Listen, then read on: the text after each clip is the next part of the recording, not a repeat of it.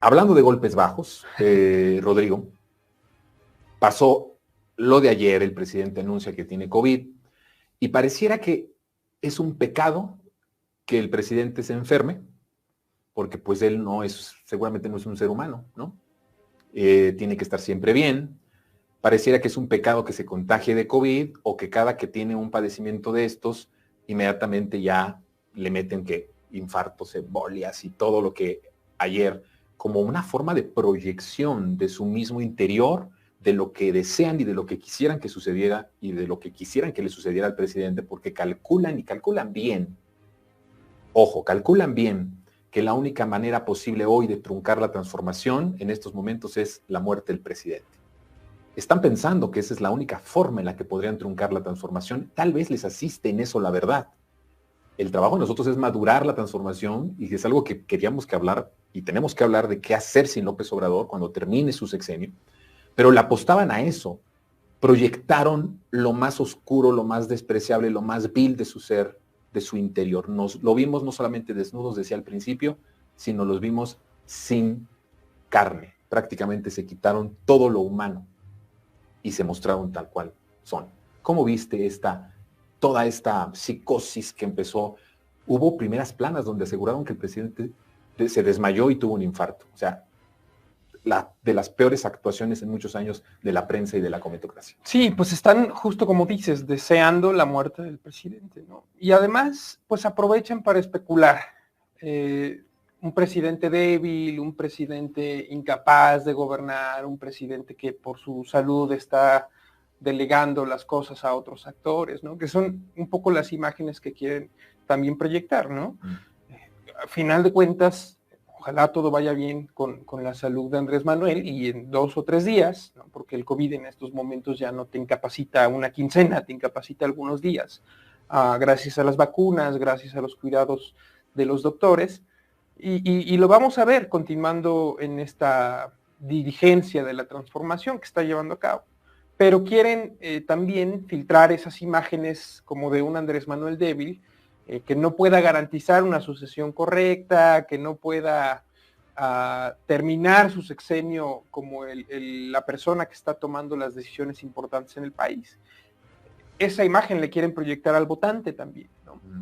Porque un movimiento descabezado, claro, o en el que su cabeza, está Andrés Manuel, débil, no funciona, está débil, está enfermo, en realidad gobiernan otros, ¿no? Estas narrativas que ya hemos visto en algunas otras ocasiones y en otros contextos, pues le serviría para decir que en realidad el proyecto está truncado, ¿no? Por eso ha sido muy importante, primero, que yo creo que muchos medios han sido muy irresponsables con estas especulaciones, y ha sido muy importante que todos los actores del gobierno, de los medios más serios, que yo creo que incluso algunos que podrían ser tendenciosos u opositores, también guardaron alguna línea, ¿no? de decencia. No fueron tan descarados. Exacto. Y no están jugando con eso, ¿no? Yo creo que en democracia tendríamos que avanzar hacia el respeto a la vida del oponente, del adversario, y hacia los buenos deseos en lo personal. Como hablábamos hace un poco dentro del movimiento, pues tampoco estamos para desearle la muerte a alguien en la derecha, y en la derecha tampoco deberían tener esas actitudes, ¿no? Creo que en el movimiento, si bien en la opinión pública a veces salen esos mensajes, ¿no? Imagínate a Felipe Calderón o a Enrique Peña Nieto, que también en algún punto se especulaba con su salud, sí habían actores, o más bien personas, que exageraban de este lado. Pero creo que las personas representantes del movimiento, las personas que hoy están en el gobierno de la Cuarta Transformación, han sabido ser correctos en ese sentido, en el sentido humano con la oposición. Hablábamos, para poner un ejemplo un poco más político, de cómo Andrés Manuel se lleva bien con los gobernadores de los estados la última vez que estuvimos acá. Y también creo que Andrés Manuel y en general el movimiento sí se diferencia en eso, ¿no? En ese buen trato a las personas humanas. Yo creo que este momento nos deja eso de reflexión. La democracia no implica la destrucción de la persona, del adversario, ¿no? Implica, por supuesto, una discusión muy fuerte, una gran oposición entre ideas, ¿no? Una Sí, un confrontamiento, ¿no? Que incluso puede ser ríspido, que puede ser muy fuerte, pero que no implica nunca meterse en los asuntos personales. No siempre lo personal es político y no siempre lo político es personal. Eso lo tenemos que tener claro. Y bueno, como tú dices, se desnudan, se quitan la carne, se muestran con el alma podrida, ¿no? Y eso tenemos que señalarlo porque esos eran quienes gobernaban este país y quienes aspiran a regresar al poder. Personas que no tienen ningún tipo de freno moral en desear una muerte y yo lo voy a decir, provocar muertes, causarlas, mandatarlas, porque hemos visto a los gobiernos del PRI y del PAN hacer necropolítica, pactar con el crimen organizado para desplazar a poblaciones y que entonces puedan las grandes empresas transnacionales ocupar ese territorio, fichar a los activistas, a los opositores, espiar a los opositores y jugar con la muerte de las personas. No se nos olvida la persecución a periodistas en los sexenios pasados, no se nos olvida el hecho de que Felipe Calderón declaró una guerra supuestamente contra el narcotráfico, pero en alianza en realidad con el narcotráfico para legitimarse, porque eso fue lo que le recomendó el Departamento de Estado de Estados Unidos, jugando con las vidas de las personas. En esa dimensión, en que no solamente deseaban una muerte o se proyectaban psicológicamente con la enfermedad de alguien que consideran su adversario, sino que realmente hacían necropolítica, política de la muerte, ¿no? Jugaban a administrar la muerte y a beneficiarse de la muerte de las personas, pues no sorprende esa actitud.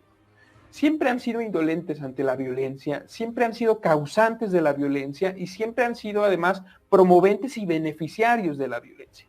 No sorprende que deseen la muerte. Cuando iniciaba el sexenio de Andrés Manuel se hablaba de promover un golpe militar, de hablar con los generales opositores, algún general cercano a Calderón por ahí, en retiro me parece, estaba hablando de ese tipo de cosas. Y durante varios episodios, bueno, por ejemplo con Evo Morales, que sufrió un golpe de Estado militar abiertamente, donde su vida estuvo en peligro, donde se le buscó para asesinarlo, la derecha estaba llamando a esa violencia en contra de su persona y ha llamado a la violencia contra militantes de nuestro movimiento, contra intelectuales, contra activistas, contra personas del partido y contra personas del gobierno, incluido el presidente. Es la actitud de la oposición en general. Ahora, y ya para ir terminando y cerrando, Rodrigo, no quiero dejar pasar el hecho de, sí, por un lado, no es justificable, pero se entiende del actor político de derecha, ¿no? De los que defienden el proyecto que fue derrotado en 2018. Pero ahora no, vemos que no hay una división, es decir, los periodistas, los locutores, los conductores, tomaron esa misma postura del deseo y de la proyección de querer ver mal al presidente, de querer verlo muerto. Completamente, abiertamente, jugaron con la idea, coquetearon con la idea, sacaban un montón de informaciones, ponían un tweet que cortaba para que se dejara la suspicacia de qué es lo que estaba pasando, empezaron a crear toda esta atmósfera. Los medios de comunicación criminales y los trabajadores de esos medios de comunicación, al menos algunos reporteros, porque ojo, no se salvaron reporteros, muchos reporteros también que cubren la fuente de Palacio o que cubren la fuente del Congreso o la fuente política, empezaron a crear esta atmósfera de duda de que el presidente o estaba muerto o estaba en terapia intensiva. Y esto convierte a estos medios en medios verdaderamente y abiertamente medios criminales. ¿Cómo ves esa parte del punto de lo que pasó ayer con los medios? Ya no con los actores políticos, sino con los periodistas o los conductores. Sí, pues lo que sucede es que ante esa ambigüedad, ¿no? Ante esa noticia de que había tenido un problema de salud y se empieza a especular, pues es muy fácil decir que yo tengo fuentes y me dijeron no sé Todos qué. tenían fuentes. Claro, y fuentes exclusivas, anónimas, etcétera, ¿no? De alto nivel. El anonimato es una figura importante en el periodismo porque puedes hacer una investigación, puedes hacer una entrevista, puedes hacer una investigación sobre algún acto de corrupción, sobre algún problema que esté ahí, en donde alguien te dé información que podría poner a esa persona en riesgo y por eso se hace la fuente anónima. Del anonimato, sí. Pero eso también tiene que ver con la responsabilidad y la credibilidad de los comunicadores y de los periodistas. Uno no puede inventarse fuentes porque entonces estás jugando con algo tan delicado, que es una figura que sirve para proteger la vida y la integridad de una persona que se está poniendo en riesgo para hacer que la sociedad conozca algo que debe conocer, que es el oficio del periodismo, investigar y dar a conocer las verdades que otros actores están interesados en ocultar.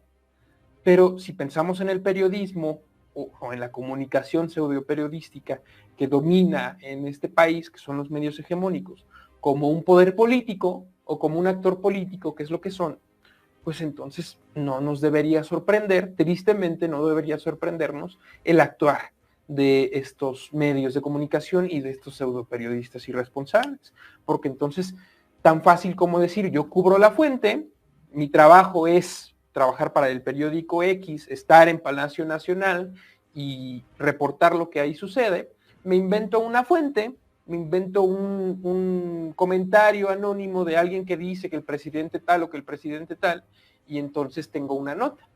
Estoy especulando, lo han hecho con absolutamente todo. Bueno, uno de los episodios más recientes y más chistosos fue que López Dóriga y algún otro más que no recuerdo, tenían la certeza, porque ya se los habían confirmado, una fuente anónima de Palacio Nacional cercana a la Embajada de Estados Unidos, que el avión presidencial de Estados Unidos no iba a poder aterrizar en el AIFA, ¿no? Entonces ya tenían la certeza, ya habían informado eso, y estaban especulando.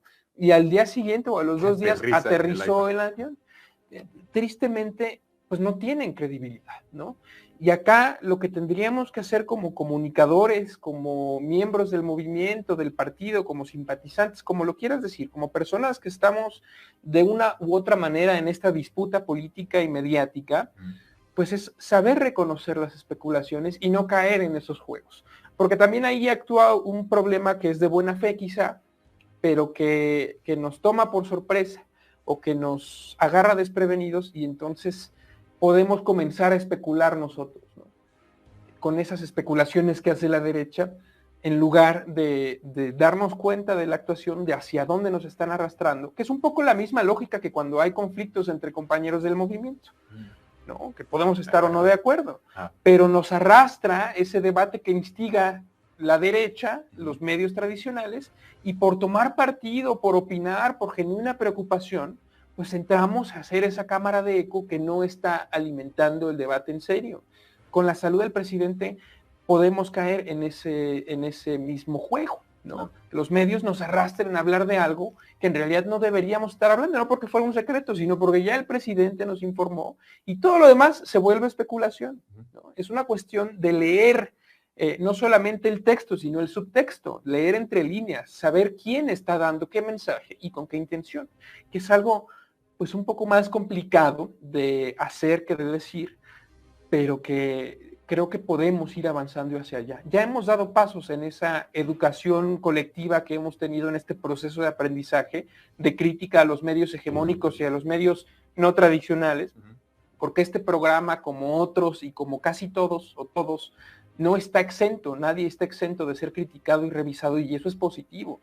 Demos ese paso como movimiento transformador, como Morena o como movimiento López Obradorista, para no caer en esas provocaciones mediáticas, que es muy importante. Sí, es verdad, es verdad. El tiempo se nos está terminando, pero lo dijo bien el secretario de Gobernación hoy en la mañanera, dijo eso quisiera, ¿no? Cuando hablaban del infarto, del desvanecimiento, del desmayo, que incluso un periódico en Yucatán lo puso en su primera plana, dijo el secretario de Gobernación, Adán Augusto, eso quisieran. Sí, en realidad eso es lo que ellos quisieran, como aquí ya bien apuntaste y como coincidimos. Te agradezco muchísimo el que hayas venido esta tarde a platicar conmigo, mi querido Rodrigo. Yo también te agradezco, Jonathan, un saludo a los compañeros y compañeras de Sin Censura y esperemos estar acá pronto. Claro que sí, las veces que quieras.